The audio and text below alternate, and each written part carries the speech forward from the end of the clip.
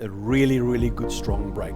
So this puts the FTSE back into a full-blown bull trend. If you look at the weakness of the pound is completely weak, so that's very stock market bullish. So it's a time now to look for longs.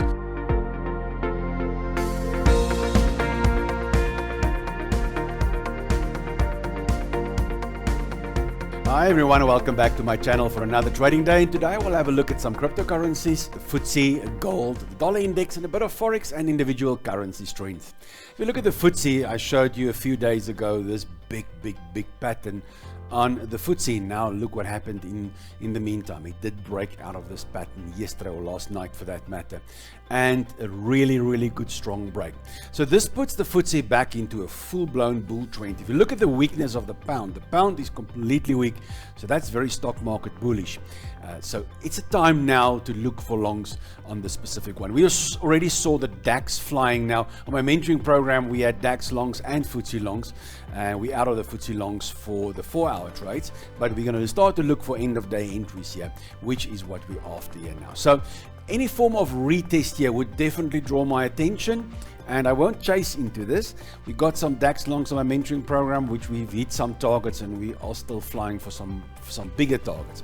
But this is now a time to get interested in again, because since April last year, we've seen a sideways range, made this very difficult to trade. So now we can step back into this and expect a trending market in this again. Like we saw here, you can see this big swing up the page here, the consolidation, now the break. Unless it's a fake out and it sells off, then obviously the whole story will change. But if it retests and the market confirmed there's a structure and reversed, I can definitely think of some bull moves I would want in the FTSE. If you look at the XRP, I gave you this entries here and say to you, this is the support levels. We've set some targets and it's flying very nicely. Very strong, market cap rising, daily volumes rising. So it's trading at 331, very nice. I got some targets where I'm going to lighten up on 5% of my position at 355 and then at 435, 440, round about there. That's the areas I converted to Rand or to the USD Tether or so. But that's the areas I'm looking for some targets. But I'm going to take off 5% of my position and 5% of my position, and that's it. Nothing more.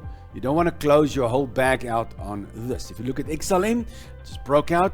A little bit of a sideways candle yesterday, but it's good. You can see here how the market came back and retested the halfway mark of the long white candle on the break, which is a perfect entry. And stalling a little bit. I think the focus is a lot on XRP at this stage. But this is definitely an area to look for longs. It's all right, XLM, get a chance. If you've missed this run, well, this is another opportunity at higher price levels, 3-4 times the price, but it doesn't matter. This is now running, and I showed you the target settings on a previous video, 77 cents. That's almost double the price. If you look at 1.618, almost $1. So that means $1 is on the charts. It's still trading at 49 cents. I started to buy it down here at 13 cents or so. But doesn't matter. I'm adding to my positions there. Before we continue, thank you for today's sponsor again, Incasu. When your business needs a reporting platform to improve the quality and speed of making decisions, consider Insight BI, a seamless add-on for reporting and business intelligence. Insight BI is an all-in-one, cloud-based 24/7 reporting solution. For more info, check out the link in the description. Solana, strong weekly candle. I just wait for the weekly close on Sunday, then we can see. So we saw the little double bottom almost now. We need to take out that high, but I did went into Solana. I showed it here on YouTube at 180 again, and on XRP at 240, 241. So this one here, bouncing very strong, very nice. If you look at Dogecoin breaking also the pattern. Very strong, a good break, a little bit of a high wave candle yesterday, gives you a chance to get in on the retracements, and now it's starting to pick up heavily. Bitcoin also bouncing, crossing that psychological $100,000 level on Bitcoin, and I've showed you the targets, 125 and 145 up to 150. So that's the areas I'm looking to lighten up 5% of my portfolio there also. So Bitcoin also flying strongly. Chainlink, I showed you this one here also, now breaking out of the pattern. So started to add into Chainlink also any retracements, any candle reversals, any bullish setups here will get me very interested in this. The trend still not changed, but it's going to change by Monday. It should be blue if it keeps going. but already a nice run on Chainlink, and then a Uniswap also breaking. Now we saw it haven't closed above yet, so I'm waiting for the close above there, and then I'll look for some retracements or start to buy in this, and it looks really great. And I always get the questions on what do I select, what do I buy, how do I know what to buy what. So obviously if you go to Crypto Bubbles, guys, you can see the market cap. I like the market caps of Bitcoin 2 trillion, 4 billion for Ethereum, XRP 190 billion.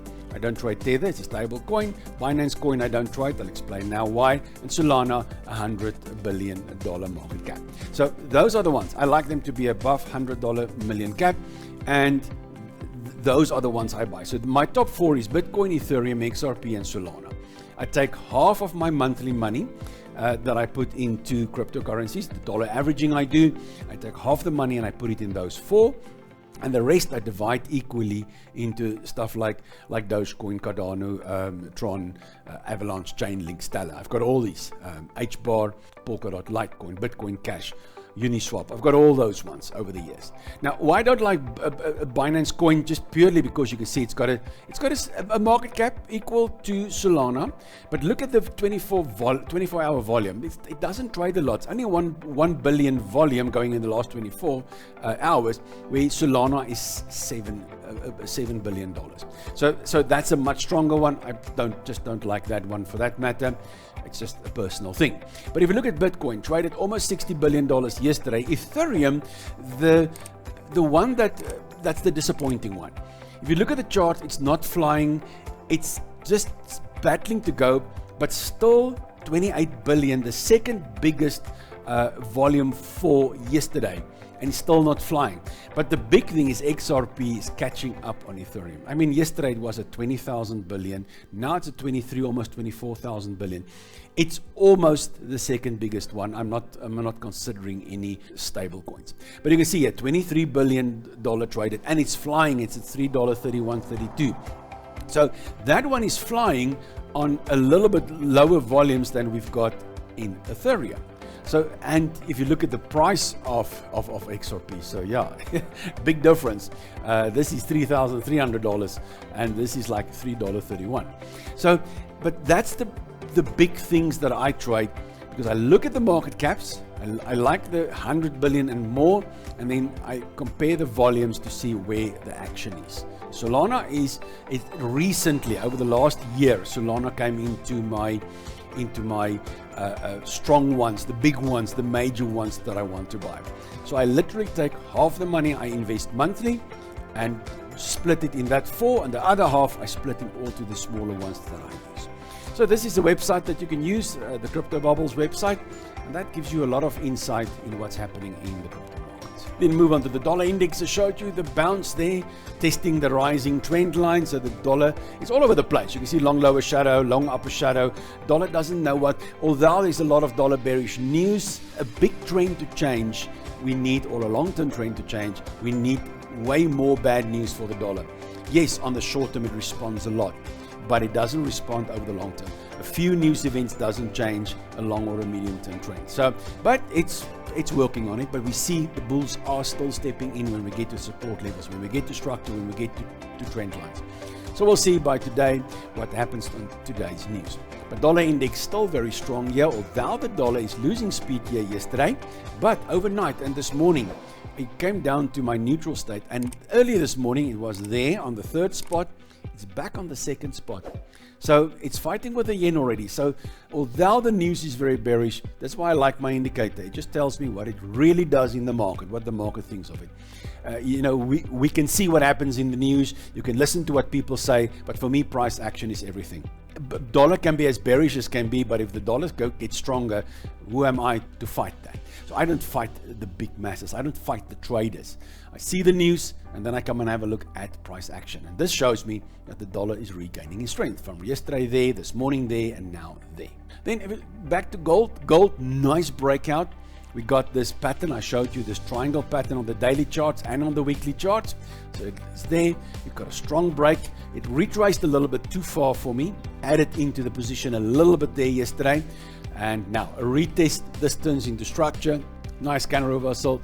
This is all buying opportunities into gold now, although dollar strengthening, but that's an intraday thing. This is an end of day chart. All stops should be below these lows. So that means we are moving back into the pattern.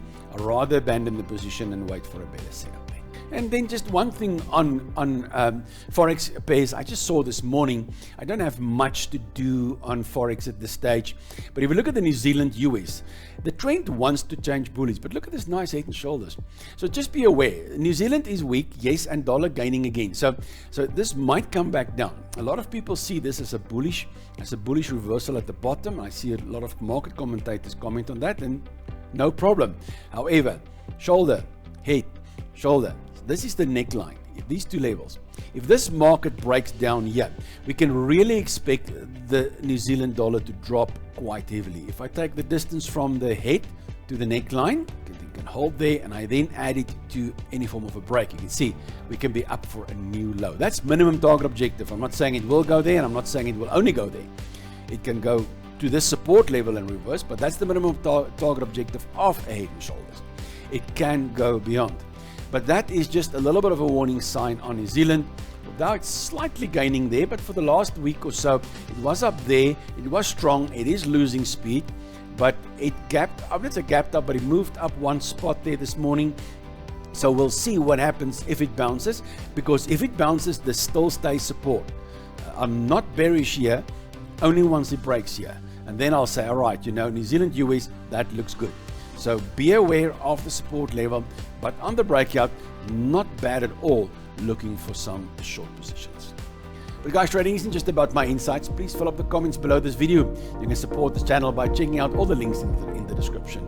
Thank you for joining me today on this trading journey. Remember that trading carries risk, so don't forget to trade responsibly and never trade with money you cannot afford to lose. I can't wait to see my next video. Until then, trade well.